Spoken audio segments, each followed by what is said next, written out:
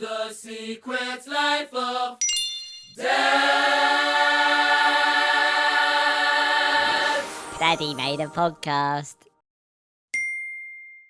Let's go. Welcome back to the Secret Life of Dad podcast with myself and Ryan Libbey. Ryan, thank you so much for joining us today, buddy. How are you doing? Good. Thank you for having me. It's a pleasure. This is a wonderful thing you've got going. Yeah, again, like we've changed the setup in here a little bit, so I do apologise that you've got to look at our giblets. I quite like looking at the nut bags. Yeah.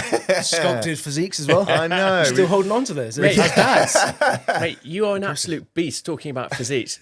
Can we just see your biceps? Yeah. Can I feel that? Dude, what do you bench? Unbelievable. Because they'll see the Daily Mail article now, really poignant dad episode where Ryan gets his guns out. To me. Do you know, we've had some handsome men on, but I think Ryan takes it. Honestly, Yeah, James I'm was pretty man-crushing. impressive. This But is, yeah. We're off to a flying start here. Do you get this a lot where guys just, like what I'm doing right now, just gaze at you? So I'm going to be honest with you. I've been more successful with blokes. I get more attention with blokes. Always been the way. Women are like, oh, he looks a bit of a twat. But blokes are like, yeah.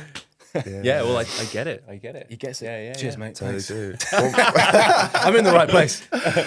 Well, mate, thank you so much for coming on the pod. You know, I've known about you, Ryan, for some time, kind of through socials, and I used to be in the fitness industry. Lawrence is very much in the fitness industry, so we've kind of seen you through there. But we kind of want to understand a little bit more today about, you know, your journey, how you got to where you are today, but kind of more importantly, like your journey as a dad and like how that's changed you. You know, is fatherhood what you expected it to be?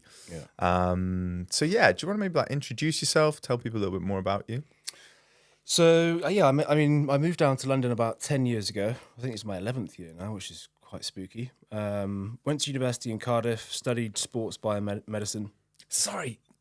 I went to university in Cardiff as well. There's another reason why I fancy you. There we go. I knew there was That's this. Sorry, yeah. There we go. Just very excited. Keep going. I've never seen somebody so excited to say I went to Cardiff. I know. That's a good point, actually. Talk about that later. Cardiff Uni, came down to London with my brother, in fact, lived in Putney, did the whole like personal training thing in Mayfair for about 18 months.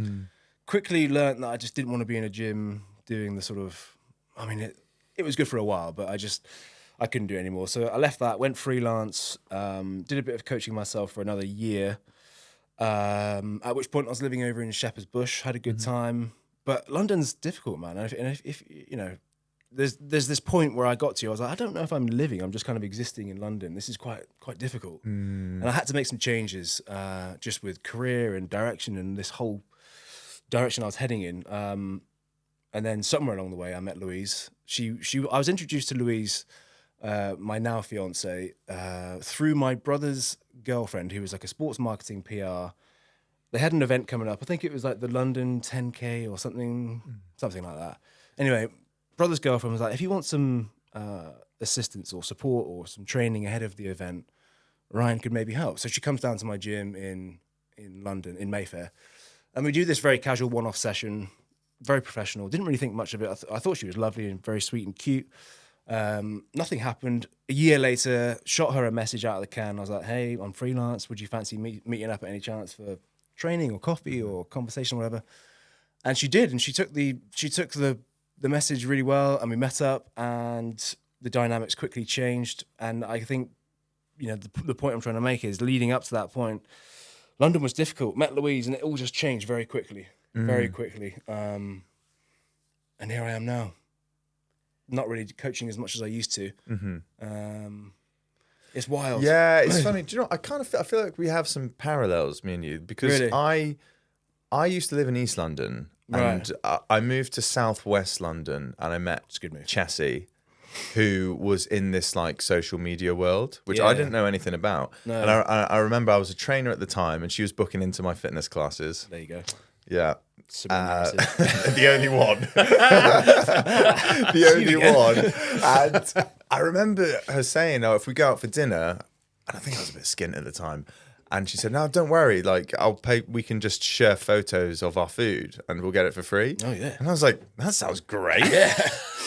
And then through that, I kind of got like, this sounds good. And went 3 holidays. And like, this is when like Instagram was just becoming like a huge thing. Yeah. So I kind of like got into that world. And so what about you then with the show? Because I remember kind of like, that was, I guess, when social media was really popping off. Yeah. is when the show developed as well. Yeah, Right. yeah. So was that for you? And I do think about this a bit. Do you, in terms of like, do you get any help like when you go on the show and like social media and they're like, look, you're going to get some good comments, but you're going to get some like bad comments. Are you prepared for that at all? Or was like, No. because I'm just interested to know like how that chapter of your life unfolded. It was so unexpected in many ways. Yeah, I think Twitter was big when I first joined because I remember Louise's phone going off all the time on Twitter before Instagram was a thing. But yeah, to answer your question, there was no heads up of any kind really, and the whole TV world thing was nothing that I ever really wanted to get involved with. I just didn't think I had the right personality for it, and it was never on my radar. And you know, for the first 5-6 months of my sort of relationship with Louise, it was very much off radar. No one knew about it to the point where she wouldn't hold my hand in public. Right. She didn't want any. I would hold your hand in public, man. Thank you. But she just didn't want any. And I later found out, like, you know, I'll tell you how I ended up on the show in a moment. But it was very much a secret for the first 5-6 months, and that was a strange thing. But when I joined the show, zero preparation, zero heads up, and because I already in my own head thought, gosh, I'm not sure if this is the environment for me. Oh mate, it was hard. Yeah. Really hard. I bet. So how did that moment then come when you're kind of asked to go on the show? So the show was in the south of France filming a sort of summer season or something. And this is probably month 7 of me and Louise sort of hanging out. So she decides to fly me out for a weekend in France, to which I'm like, yep. Yeah. Couldn't even afford a holiday before that. Yeah, I was totally. like, I'm there. Yeah. So I ended up in Cannes or somewhere at this hotel. And we somehow get papped from this long-range super zoomer out on the water. And it hit Lawrence. He's got a super zoomer. No, I was in the again. closet with my iPhone. And it hit the Daily Mail, as it seems to always hit the Daily Mail. And producers of the show were straight on the phone to Louise. And ultimately it came down to, you know, this is supposed to be a reality TV show. If you've got a boyfriend or something in the real world, please can we follow this? And we managed to put it off for a little while, but I think ultimately, you know, I didn't want to become a sort of obstacle for Louise and what she was doing with her career, so we kind of we conceded, and I ended up on the show for 3 years. Yeah. Wow, that's kind of like almost the hesitancy there. It's not something that you were kind of looking for. It kind of found you, and all of a sudden you were in this situation. And how did that feel? I mean, did it feel disorientating, or did it? How was it? Very. I don't even know what the best word to describe it is. It was quite overwhelming, actually, because they're quite big characters. I mean, I don't really need to go into specifics or any individual per se, but like they're very hungry to sort of establish themselves. And they're willing to do whatever it takes to get maximum airtime. Are there personalities like that off the show, or is it hammed up? I think it's hammed up. Yeah. And I think the guys who know how TV works, they know how to play the game a little bit. And I had no idea about how to play the game. Yeah. I sort of showed up like I am now and just played it so straight down the middle. And then I was just an easy target for everything they had planned, basically. So yeah, I had to sustain quite a few shots with ex-boyfriends and people trying to, I don't know, rile me up for whatever. Yeah, it was quite brutal. The first year was very like turbulent experience. And then at some point, I think Sam, Louise's brother, sort of took my hand a little bit and steadied the way a little bit. Yeah. Because he definitely knows how to play the TV game. Yeah, really? Yeah. So with the kind of like turbulence coming your way and like ex-boyfriends and stuff, do you mean, did they kind of like almost tease stuff up deliberately with the cameras there, and all of a sudden you're like, oh, I'm in this argument or this conversation? Completely that. Yeah. So, in fact, someone from the show, JP. Yeah. He actually sent, I don't know why it happened, but it was just one of those like random messages where he was just obviously bored or on the loo or something. He sent me a TikTok video of the little like altercation I had with the ex-boyfriend of Louise's, the American chap. And that scenario, so they basically put me in this like very dark club environment. Obviously it's all staged, but they wanted to give the impression that we were all out together having a good time. So they put this American guy, Alec, here with Louise, I'm here by myself, surrounded by sort of other people pretending to dance and have a great time.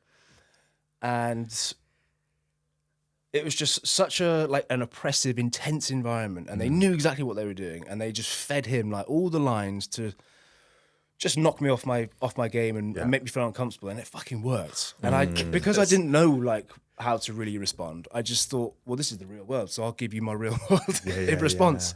And he ended up like 10 foot that way against the wall in like half a second. I can see that. Should I laugh? But yeah. Listen, I mean, it was one of those situations where the producers were like, but also like, no. Yeah. They're like, we can't have that, but also that was kind of great.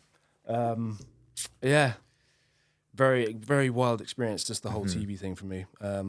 But I have to acknowledge that it kind of it built up a bit of a profile for myself, and it's allowed things to unfold that otherwise would have never been an option. So, yeah, it's funny, the TV world, isn't it? We had a guy in yesterday called Joe Gray who started Myo Master. Yeah, I know Joe. Oh, do you? Yeah. Oh, nice. Yeah, he was wicked. Like, he was the first guy to develop a massage gun. Like, Really? Unbelievable. But he was saying he went on Dragon's Den. He did really well with his wife. Yeah. Oh, mate, his wife was amazing. Yeah, unbelievable, right? Not that Joe So won. good. He also Yeah. guy. No, Joe was funny because he was like, my wife spoke for the whole thing. Yeah. Anyway, he was on, they said the spot, the like 10-minute Dragon's Den spot, they were filming for 3.5 hours. Jesus. So he was nervous because he didn't know, like, what I'm trying to get at is how they were going to kind of portray him. Yeah. Oh, yeah. So it's kind of like, that must have been quite unnerving. Did you know, like, each week, like, what kind of clips they were going to put out? Or was it just like, hey, surprise, Ryan's going to be this Ryan this week? Completely that. Yeah. As soon as whatever they capture on camera goes to the editing suites, it's in their hands. And they will chop and change things. They'll reorganize the conversation. They'll catch a glimmer of some kind of facial expression. And before you know it, you're sort of portrayed in a very inaccurate version of yourself, which again is what happened to me. Yeah, I was labeled How have you everything. and Louise like dealt with that? Because you're both very much in the public eye. Have you like built a thick skin, a resilience to it? Do you block out the haters, the comments? Because I'd imagine they're waking up and seeing that you're being portrayed in a way that isn't you, and like that must be hard. Yeah, it's definitely hard. I can't really speak for Louise on how Louise's experience with the show, she did it for 10 years, so the whole of her 20s. So she really went through some peaks and troughs with that. And she, much like myself, she's such an authentic, straight shooter. She wasn't necessarily clued up on how to play the game. She just was, she was the small sort of Chelsea girl that they wanted to be part of the show. And she kind of came with the right energy, attributes and whatever else. But she was also an easy target and went through some shit. Yeah. I guess you just learn to accept it, or maybe not accept it, but just block it. Yeah. But ultimately, yeah, it is quite brutal. It is quite brutal. But I tried not to dwell on it too much, to be honest with you. But yeah, it's interesting. Like now, yeah, I don't know. I don't know. I still don't know what people think of me having watched the show, type thing. Yeah. Do you know what I mean? I get that. But I think I hadn't really had a preconceived notion of you until I kind of knew you from socials. But I think it's so important to separate yourself from socials. Like I saw Ben Fergal did a post the other day, and it's the first time I'd seen this, that he actually started speaking about digital health in terms of like mental health, physical health. And it was the first time, because we know like overconsumption of anything is bad. Yeah. And it was the first time I went, like, fuck, yeah. Like maybe I really need to start thinking about digital health. And I imagine with your world, that's something that's really important, right? 100%. Yeah. Yeah, I'm interested in that as well. Just with the you kind of have your like digital or on-screen persona, like we all do, whether that's linked to a personal brand or whatever it might be, and then we have our kind of relaxed at home with our family kind of persona. Oh, maybe it's not relaxed in our house. But there's a certain degree of kind of when the footage going back to Made in Chelsea, when it goes off to the editing suite, you're almost surrendering that persona that's presented in that public sphere. And I'm again interested in how you then manage yourself with regards to your own mental health and well-being off screen, away from that. How do I manage my mental health? I think for me, like the sort of easy fix to whatever I'm going through is exercise, which is, it doesn't always feel like the easiest route, because when you're sort of under the gun with, I don't know, family stress or pressures of whatever circumstance you find yourself in, it can be very, very draining physically, emotionally, cognitively. And exercise is sometimes like, oh gosh, I don't know if I've got the stomach for it, but exercising outdoors in particular for me, that's kind of why I'm always cycling, because it's just it very subtly just takes you into a different mindset. It shifts you from a different state somehow. And exercise has always done that for me. So exercising outdoors is a quick win. Conversations with dudes is actually really super helpful. important, right? Yeah. And this is, again, taking like what I've learned from the show in terms of you have to. I went into the show probably, I don't know why we're talking about the show still, but just in terms of like my life since then, it does encourage you to become more of a sort of conversationalist, because you quickly realize that if you're just going to sit there and not give much on camera, you get the boot pretty quick. You get the boot, but also people will like, well, he hasn't got much personality, and it's like, no, that's not really the case. Just how about let's have a one-on-one conversation, then we'll see. But conversations, exercising outdoors with conversation outside with guys as well. What else do I do? Early morning starts are quite key for me. Early morning starts. Recently just got back into those as well. I love the idea of getting up, making a coffee, sitting down with a book, journaling some things perhaps, and then doing some 20-minute of exercise, something like that. I think those 3 points are absolute gold for me, because the exercise, and particularly exercising outdoor in nature, I think when the body is busy, the mind isn't as such, and you kind of get into this different state where you get out of that problem-solving, logical part of the thinking, the brain that's kind of trying to solve all these kind of, questions in your mind, and you're just moving, and you start lifting a vibration, not just, from a cellular physiological level, but to a kind of emotional level as well. Yeah. I freaking love that. Same. And the cathartic element of just having a conversation and talking. We've spoken about this a lot as well, particularly with dads and with men, is just holding space for each other to have conversations, not trying to fix each other, but the cathartic nature of just being able to share and speak and have those conversation. And then the morning, this whole concept of getting ahead of it, because I've never been a morning person. It's something I wanted to change in my life, and I have, and now I get up 5 a.m. How have you managed being a trainer for like 20 years? That's what I almost feel like. That was almost like the gods were like, you need a job where you get up and you're in work at 6 a.m. I will make you a personal trainer, whether you like it or not. And but since I've been working as a fitness professional, and it's forced me to get up early. It's forced me to get ahead of it. I've learned that it's a hell of a lot easier getting ahead of it than it is chasing your tail. And you create that positive action early in the day, and it perpetuates even more positive action for the rest of the day. So big thumbs up from me, Ryan. Cheers, mate. Blooming love those 3 points. Magic mornings. Hope you didn't mind the critique there, but bang on. Brian, we talk a lot about, kind of how the relationships with our fathers have kind of molded us and impacted who we are today. What was your relationship like with your dad? So my dad was a military man. So was mine. Was he? Yeah, my dad was Air Force. Okay. So would you bounce about from base to base? 100%. Yeah. Where were you born? I was born in North Wales. Okay. But we lived all over the place, like Scotland, lived in Cyprus for 3 years. I just got born in Cyprus. No way. Wait, Akrotiri? You got it, no! baby. You got it, baby. I lived there. I got sunburned just for 3 years straight. Like this. No way. Yeah, so I was born in Akrotiri. No way. And then from there I went to Australia and Germany and Wales for quite a long time. Not North Wales, but South Wales. Whereabouts in South Wales? Brecon. Brecon, okay. Yeah. So yeah, we were on the bounce a lot. So my dad, I mean, you'll relate to a lot of this, but I suppose being a military man and being the age that he is, he's 64 or something. He's a 1959 baby. They come with a certain like edge to them, and they're quite disciplined. They're quite hard on the exterior, I suppose. My dad's wonderful. I love him to bits. But I saw like an exchange with my dad, because he's now actually retired, and he has just become so soft and gooey around his grandkids. Really? And I'm now starting to see this like different side to my dad that I kind of, maybe it was there before, but perhaps I didn't really see it or appreciate it. But it's funny when you become a parent yourself. you find yourself looking at your parents with so much more love and respect because you're like, Totally. You've My been through gosh, it. yeah. How did you do it? especially our mums as Yeah. military wives. Oh mate, that is a rough gig. I got 2 older brothers Okay. who both actually joined the army as well. Oh, really? Yeah, so I kind of come from a family of like quite, and I'm not saying that I'm this, but they're quite alpha sort of males, you know. They don't really talk much. They're sort of stiff upper lip. Let's stoic, crack kinda, on. yeah. But yeah, to answer your question, what was the question? How the relationship with your dad kind of shaped you,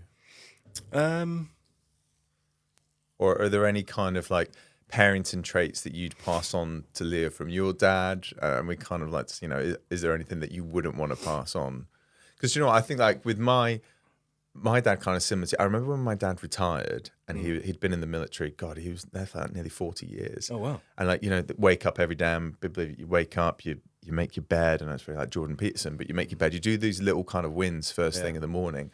I remember when he retired, it was just so bizarre because he kind of just got up and he's like, right, what do I do now? Because like, it is almost like a bubble. And you know what it's like when you go from base to base, and people always used to say, oh, did you not enjoy like moving like every 3 years? But I actually loved it. Yeah. I think it's really good like for your people skills, and Yeah. it really, really developed. But I used to love jumping from like camp to camp and base to base. I think it really taught me a lot about myself. But yeah, it is funny. Like sometimes because obviously my dad's he's in his 70s now. So like seeing him play with Aurelia and everything, it's almost just like this. It is really sweet, and it kind of like it takes you back to, you know, moments that you can't remember with your dad. It's like, I wonder if he was like that with me. Yeah, or if it was a bit more like, fucking get a move on, get out. My dad's a very tactile bloke, actually. I've maybe from the outset I've described him as quite a brash kind of old school guy, which he is a little bit, but he is very tactile. So that's something I definitely have picked up and taken from my dad.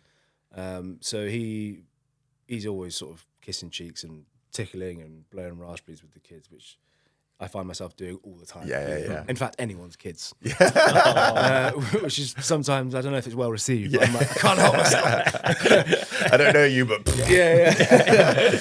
But no, he was, as a father, he was great. There were times when obviously, you know, he'd be away for 6 months at a time in different war zones, and I'd be left with my mum, who, I mean, I love my mum to bits, but even now, like, I find myself trying to do so much to sort of support my mum and sort of treat my mum at any given chance that I get, because she just had to sort of endure so much. I mean, her dad was in the Marines, so she's used to the military life to some degree.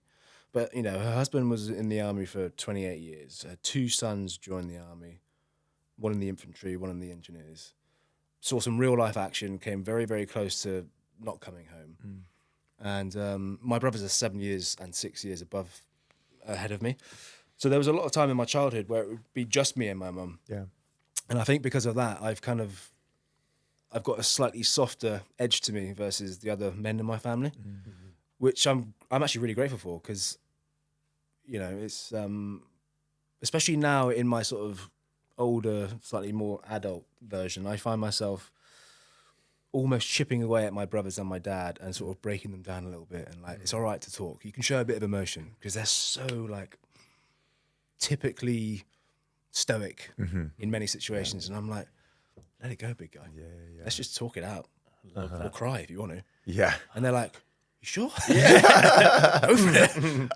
That's beautiful. Yeah. That's the kind of you know, feminine energy. We're men, but we have feminine energy in us. Yeah. And as soon as we, you know, sometimes for whatever reason, we need permission to express it. And if that's because we were fortunate enough to spend lots of time with our mums or whatever it might be, and we have access to that and we can share it, that's freaking beautiful. Yeah, I think so.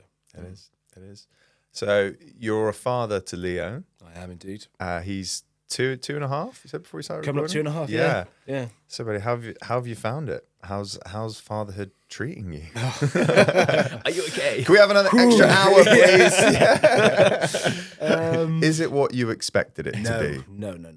But then, to be honest with you, I don't know what I was expecting, because I'm not sure if many parents, at least in my experience leading up to becoming a parent, I don't know if they're that truthful about the whole situation. No, they're not. My brothers, for example, they got kids. They didn't tell me any of this shit. Yeah. They didn't give me any heads up. Yeah, bastards. Yeah. Yeah. Nobody Bastards. tells you. If you're listening, No. no, it's not what I expected it to be. I think it's a blessing and it's a wonderful thing, but it is really, really hard. And it really requires a lot from you as an individual and you as a couple with your partner. And yeah, you've really got you gotta do your best to keep a pretty steady ship and keep things as balanced as possible, because I think ultimately when you're tired and sleep deprived and your patience is wearing thin, I think, you know, I have been there where you kind of snap at things and you find yourself, or you catch yourself in these ugly moments and you're like, oh my gosh, I need to fix this. It is hard, yeah. It is hard. How did you find that first year? Like, the first year was in particular very, very difficult. Louise was in hospital for a long time, in and out of hospital as well. She had like a horrendous birthing experience, which I'm sure we'll get into on another episode. But she was really, really, really damaged for a good 10 months, which left me solo parenting and primary caregiver to Louise. And it was beyond difficult, but also something that I'm sure any other man would just adjust and just crack on and do it. yeah, Maybe there's a little bit of, my DNA from what we just spoke about from military life and having the softer edge from mum, etc. Maybe a combination of all those things allowed me to get through that. But it was fucking tough. It was the hardest 10 months of my life. And yeah, to be sat here now, Leo's 2.5 almost, it's a miracle that we got through it, to be honest. And I'm not taking any claim or accolades for that, but it was such a challenging period for us.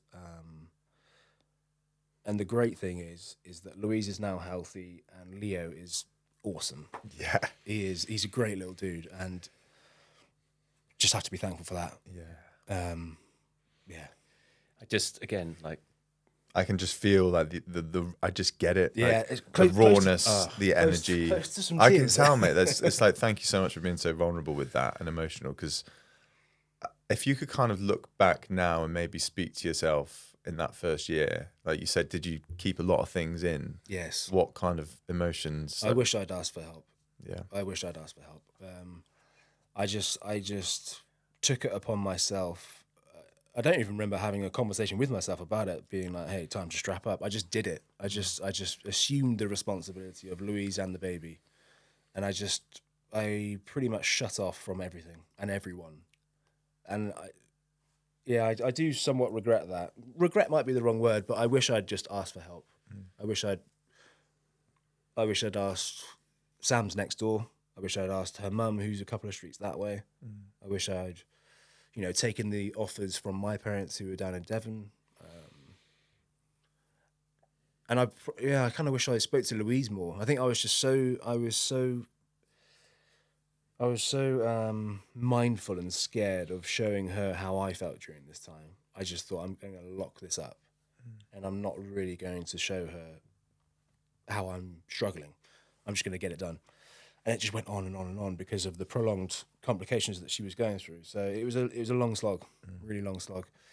And unfortunately, it didn't actually end there. It went on for another 6 months after that. So yeah, to answer your question, I just wish I'd asked for help. Yeah. Well, what was like the turning point for you? Have you spoken to somebody?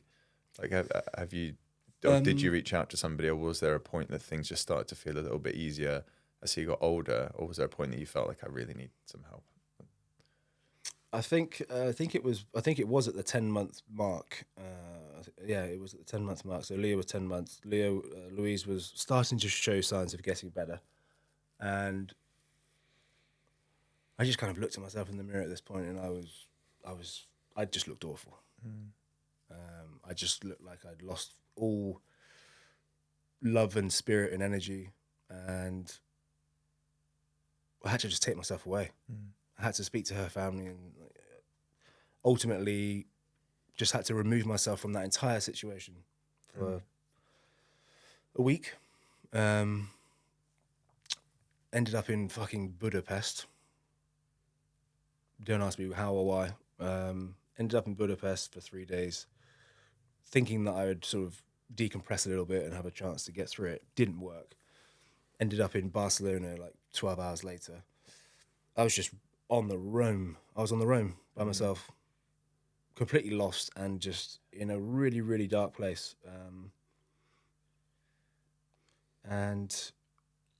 But it was a necessary move to remove myself just from the pressure and the intensity of that, and just to come back with a slightly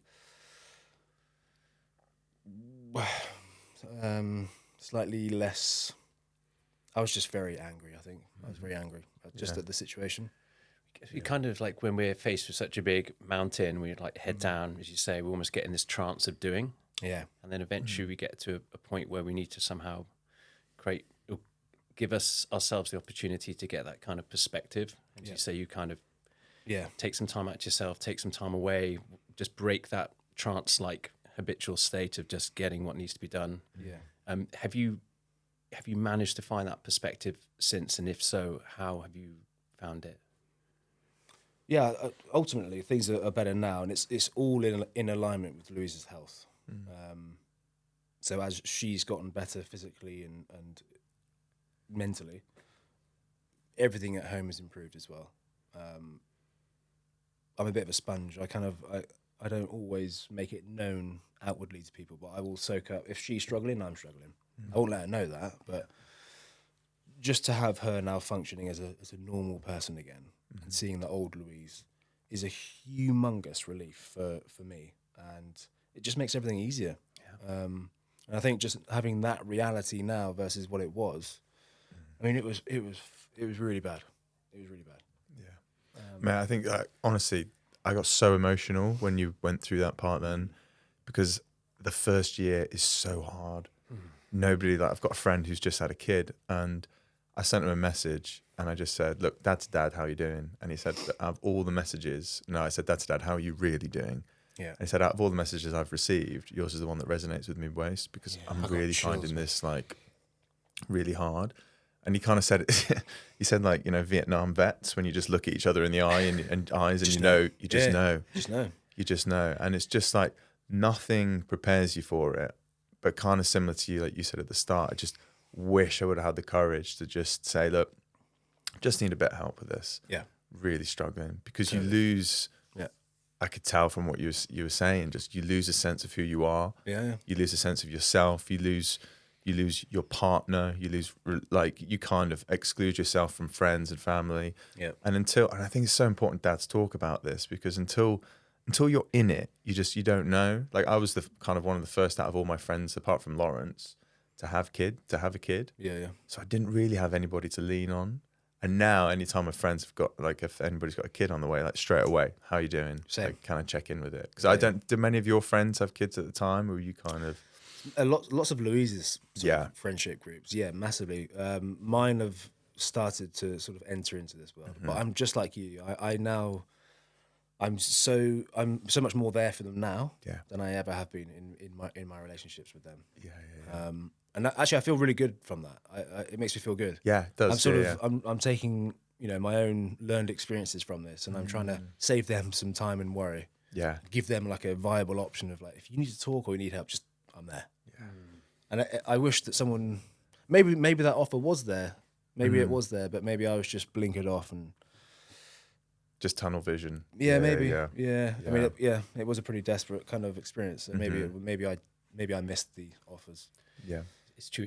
It deepens your levels of compassion, doesn't it? And, and you were saying earlier about, excuse me, you know, blowing raspberries at the kids and just having this effect. I'm the same. I just appreciate. You know, the gift of life and children so much more. And I found that my levels of compassion went through the roof becoming a father. I'd get very emotional, a lot more emotional than I would previously. Yeah. And that shows up in our relationships, doesn't it? We sort of have deep gratitude for, you know, our own situations once, you know, once you get to the point where, okay, health is everything, and you can really celebrate and lean into that. But then when you see friends go through it or start a family, so authentically there with compassion. Yeah. You care about it so much more, and just it's amazing how fatherhood amplifies your levels of care and compassion greater than any other experience I've had in my, It does. in my I was watching Fury the other night, and you know, they're all in the tank, and they're all like getting peppered by the Germans. So that there is context to this, and they're all like laughing like hysterically, like best job I ever had. And it's kind of like they're laughing, but they're crying at the same time. Yeah. And that's kind of like what fatherhood is like. Yeah. I'm not saying it's like getting attacked by the Third Reich, but it's kind of like, I'm going to get cancelled for this. Influencer compares fatherhood to Second World War. But no, it's kind of like, I remember I was kind of chuckling at myself when like Shia LaBeouf was just like, he's laughing, but he's in tears at the same time. And it's kind of like that. Yeah. You find a way to get through it. So now that Leo is a bit older, it's kind of in that toddler stage. We do kind of like to ask, what's the kind of like something that he's done this week that's really sweet, but something that's a little bit testing? He's quite testing at the moment. Yeah. Let me start with a positive or something sweet. Well, I mean, it sounds a little bit boring to sort of mention the speech, but it is so funny. His speech has accelerated so much in the past few weeks, to the point where yesterday we were in the soft play down at the gym, and he's a good like 15 meters. I can see him in full view, but he's 15 meters that way, like rolling around in this whatever it is, soft play jungle gym, and just randomly, like at full send, full volume, he's like, "Daddy, come on!" like this with the actions, "Come on!" And I'm like, at what point did you learn how to like formulate that whole thing? "Daddy, come on!" And it just made me laugh so much. But there's many examples like that. Like I picked him up from nursery, I think last week, and he's buckled up in the back in the car seat, and I'm sat there for just maybe a minute at most. I don't know what I was doing, probably on my phone or something. And he's like, "Daddy, come on, drive the car," and I'm like. That's crazy. Looking behind me, I'm like, but moments like that are wild, and I'm glad that I'm so like tuned in and I clock them, because I'm like, whoa, it's Daddy, crazy, come on, right? drive the car. Mate, it's wild. Because I think the first 2 years, the first 18 months especially, you kind of feel like, I remember just watching the clock a lot. The days would drag, they would go on and on and on, and you don't get much back from them. No, you don't. And then all of a sudden, like Aurelia's in the similar spot now. She's like, "Daddy, wheelie." And I remember we were about to go swimming. She goes, "Daddy, will your willy be in your shorts this time?" I was like, "I hope so. David Lloyd will not be happy if I walk out with my cock out." But it's amazing. Like you appreciate those moments. Like going from, because it does at the start, it does feel like, when do I get something back? 100%. When do I get? And then it just. I had a message from someone I used to work with yesterday. In fact, she's PR for a brand that I worked at. She was like, she responded to a story that I shared of Leo in the coffee shop just yesterday. And she was like, "Why do I feel like you love, or you're falling in love with Leo again?" And I'm like, it's kind of a good observation, because actually, like, now he's become my mate. Like before, he was either strapped to my chest or he was in the pram, and I was just doing whatever he needed to be done. Now we're going out and having, you'll know this as well. We're going out and, he's, "Daddy, come on." And it's like, oh my God, this is amazing. I'll do this all day. Yeah. So it's so good. It is a different experience now. It does get easier, I think. I think that's, at some point in my experience of being a dad for 2.5 years, people did say that it does get easier. Does it? Well, yeah, I'm just thinking like this. Oh, God, that's a good point. Don't crush my dream. Go on, Lawrence. Finish him.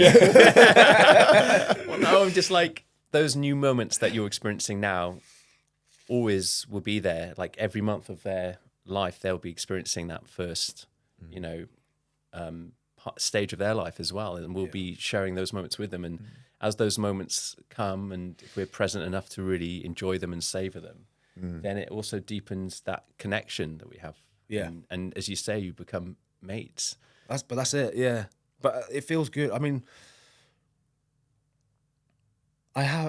even though I've had like a pretty unexpected or rough version of becoming a parent or a dad, at the same time, and I suppose this is a bit of my dad in me, trying to sort of look at the positives within this. I have now had the maybe a rare opportunity to spend so much time with Leo. I've been there every day for him. He's now in nursery, and That's fucking great. Yeah. But Yeah, we've got an inset day today. I was like, what? We've just been up for Easter. Why have you chosen inset day like 2 days after Easter holidays? After 3 Sorry, weeks as anyway. well. Yeah. But I think as a result of that, you know, I've had, and I hopefully will continue to have this option, and it's not really an option. I'm just a very hands-on, involved dad, and that's great. I'm glad about that. Yeah. Because you know, we've all seen the other side of this. I mean, yeah, I think my brothers, for example, as an example close to my home and world, you know, they've probably got a bit more of the typical setup, 9 to 5 office job, sort of corporate world, and they'll miss so many of the moments that I'm exposed to this every day. Yeah. And it's like, ooh, I need to really appreciate that, because it's a big opportunity, and you know, ultimately it's fostering a nice relationship, but it is tough. Yeah. Sometimes I look at my brothers and I'm like, do you? Yeah. Can I come with you? Again, without that contrast, without the challenging moments, I don't think we'd feel such deep appreciation and joy for the wonderful moments that they come along. We do need that kind of contrast as well. Yeah, Definitely. What about something that's been a little bit testing that he's doing at the moment? Well, I suppose he's now in a sort of defiance stage. He's like, he's gone from getting excited to put clothes on before the day starts to saying no to every no. No, it's the default, isn't it? Yes. Yeah. And I'm like, what? So getting him dressed has become quite difficult. Getting him to eat like just anything but snacks or sweets. Yeah.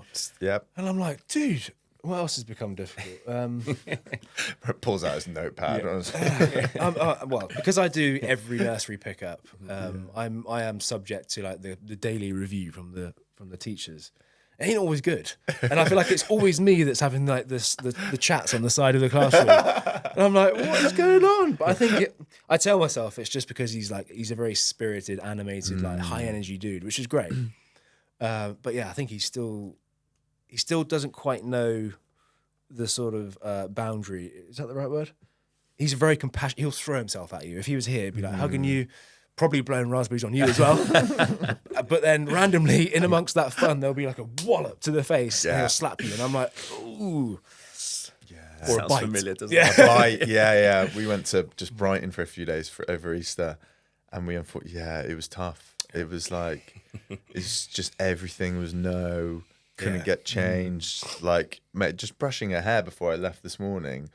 Oh my God, look, I've still got a thing. I didn't even get it on her head.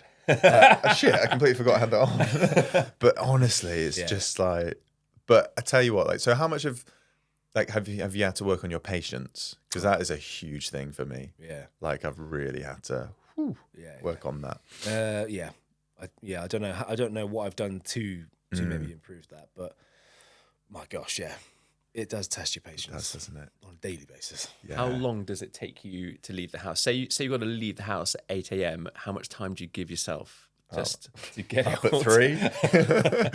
I don't even know how to quantify that one. I feel like it's easier though. Like, I mean this with utmost respect to Libbey. She's a great mummy, but when it's just me and Leo running things, I feel like it's so much easier. I'm the same. Yeah, Good. yeah. Don't say God you agree. No, Dad, no, that's all right. I'm the same. Okay. Yeah. I feel like it runs. I think because maybe they bounce off mummy's energy as well. Yeah. Mummy's energy, Yeah. mum's energy. But yeah. I don't know what it is, but for example, this morning, Louise took Leo to nursery, which is typically something I will do, and that's fine because it's not even an arrangement that we have. It's just it works that way. I'll do pick up, drop off, and she'll often do bath and bedtime, etc. But it was just fucking chaos this morning. She couldn't get out the door. And I'm like, do you want me to take over? Because I'll happily cycle him to school. Oh, no, I don't get it. It's like they've got like a very different style to the whole thing. I'm like, this is a simple procedure. Yeah. It is funny. Like, I get a little bit, if the clock is ticking for nursery and like Chess is way off it, I get anxious for her. Yeah. I'm like, no, don't want to be that parent who turns up with your kid like really late. I'm like, go. go. I'm like, I guess that's the military, maybe. Like from my dad. Maybe. Just get out the door. Just start moving. If you're not 5 minutes early, you're 10 minutes late. If you're missing a sort of shoe or whatever, just move. Yeah. Yeah, just move. get there. Yeah. Don't worry about it. Just got a nappy on still. Just go. She has got a very different style, though. I hopefully that's normal. Yeah. I don't know. She has got a different parenting style to me. In what ways? Well, again, I think the important thing for me to remember is the context is that she feels that she's making up for lost time because she was so unwell for so long. She's maybe like, from my perspective, maybe overly loving and maybe like overly doting sometimes, and having conversations about things that, you know, I wouldn't even have a conversation about that. I just move on to the next thing, or it would be like, no, you can't do that, and we're going. But she'll hover over these scenarios much longer, and she'll. What's a better example of this? If I put him to bed, routine will be bath, pajamas, in the sleeping bag. He'll sit here, have some milk, bang, and I'll transfer him to the cot. No issues ever. Yeah. I love that. It's like that's staple incredible. routine. Louise will do it, and I'll look on the baby cam. I'll be preparing dinner downstairs, and there's 5 books in the cot. She's in the cot. There's like he hasn't even had the milk yet, and I'm just like, it's 9 p.m. Yeah. He should have been down at 7. Yeah. And I'm like, oh my god! But she wants to be in the cot. She wants those cute moments. She wants to like really soak it up, which I can't get annoyed at. But there are times where I'm like, do you want me to? It's tough, isn't it? I think because like the whole thing of routines as well. Before I was a dad, I never used to get it. I was like, what do you mean you can't come out? Or because your kid needs to be in bed at 7 o'clock. Yeah. But then when you mess up the routine, it causes, because sleep deprivation is just, as we all know, it's just like it turns you into a different human. Yeah. So yeah, I kind of think we're similar in that aspect. Yeah, it's like 1 minute past 7. Why isn't this kid down? It's like, No, it's true. Yeah. You guys are brilliant. I say it's role reversal in my house. My wife's a nursery teacher. Oh, my so gosh. she's like, you know, so on it with the children and managing them. She's kind of like made a career out of it. And I will go in at bedtime trying to find those lovely little moments. And things then escalate into, you know, wrestling and gymnastic shows and everything else. So, what? Gymnastic shows? Gymnastic shows. Do you do that? So that's I've been practicing my plie and splits, but yeah, I and again I find it so hard to leave the house. It's just one of those kind of riotous occasions, running around chasing. You got 2 kids. It's just madness and mayhem. So kudos to you guys. Well done. Cheers, mate. Yeah. You've been Modern through it all. dads. You've been through all the dads. But one thing we do always like to ask our dads is, you know, what is the best and the worst parenting advice that you've been given? Well, I don't know if it's the worst, but I didn't really get much. That was my original, or one of my points. That I didn't really have the conversations no one really told me. No one really told me what to expect. Not that I'm blaming anyone, but it's like, where were you on that one, buddy? Yeah. It's funny, like you do all the reading and the podcast beforehand, and then it comes and it's like, it's not like this. Yeah. I think that one of the best bits of advice I had was from an American guy I used to work with. He's got 2 kids who have now gone on to be like professional gymnasts. Much like myself. Yeah. And he said to me, just embrace the chaos, which at the time, I probably didn't quite digest it fully, but it's one of those things that has really repeated around my head for the last 2.5 years. Embrace the chaos, because it is chaos at times, especially with 2 dogs. I was a bloke who like loved like a minimal lifestyle, so the house was clean, the car was always clean. The car. We haven't even spoken about goodness. the car. Dude, my house now is... I can't even... And the car is even worse. But embrace the chaos. Yeah. Embrace the chaos, because ultimately, you know, health and happiness for the family, it rides above everything else. If the house and car is messy, then so be it. But embrace the chaos. Man, I feel like I'm so similar to you in so many ways, because I'm like a clean, probably the military again, clean freak. Like, house needs to be like this. And then like you're putting the toys away, but there will come to a point where you won't have to put the toys away. And I really like that. Maybe I'll embrace the chaos a little bit more. Yeah, you're going to miss a messy house with toys that you've got to put away at some point. I think in we're the just future. saying that. Can't wait. But Embrace the Chaos is great. I mean, that's everything you were saying about being on top of your tank as well, laughing and On top of my crying. tank. You know, Yeah, just yeah, embrace yeah. the chaos. Yeah. Absolutely. Absolutely. On top of my What was the tank. best? What was the best advice you heard, both of you? Best advice. We had a guy on George on the show, not to me directly, but he said that you don't need all the stuff.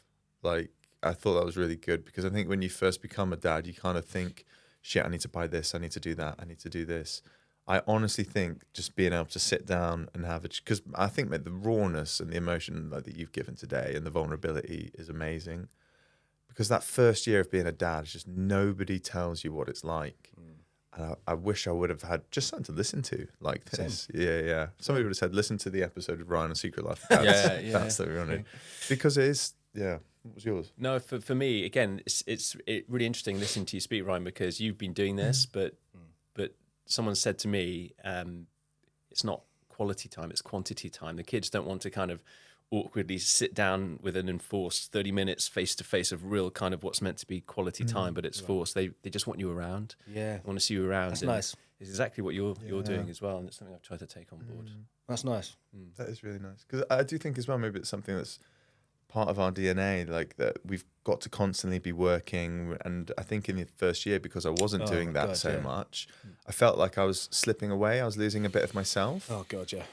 And because of that, it was just like, why can't I just be happy and completely content and present with my child? But there was part of me that was screaming to go out there. And this is maybe why social media doesn't help. Like, go out there and build an empire for myself and do all the things that other people are doing. But now it's like you said, they get to a stage and you get those moments of daddy, and it is really nice. But there was definitely a part of that in the first year. What I found helped is we talked about ice baths a lot in the last episode, but also once you've had the ice bath, run around the fields naked. I don't think I can do that in Wimbledon, mate. I'll get in trouble. No, do it. Just give it a go. Just normalise it. I do that at David Lloyd with my willy out when I go swimming with my daughter anyway. Put the shorts this side, Dad. Right, mate, thank you so much for coming on. It's been a like pleasure. your Thank you. vulnerability, your honesty, is rawness, everything to it. It's been really, really great to sit down Thank you, boys. and chat with you. If people want to find out a bit more about you, where's the best place to go? Ooh, but I mean, it's going to be Instagram, Yeah. isn't it? As wanky as that sounds. Yeah. Ryan.Libbey. Thank you. It's been a pleasure. I think there's a lot more to maybe give over to you guys, which I'm very happy to do. But Yeah, let's do it. Yeah. Let's catch up, because I think it's quite nice because our kids are in kind of similar stages. So I didn't realise we that's really come nice. back That on, makes it really nice. organise a little play Not that date. your kids are not nice, but That's true. you can just get that a steer lot. us, you can guide us.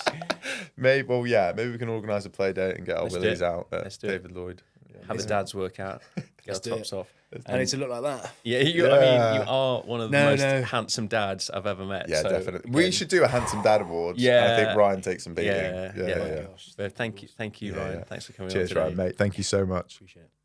The secret life of dad.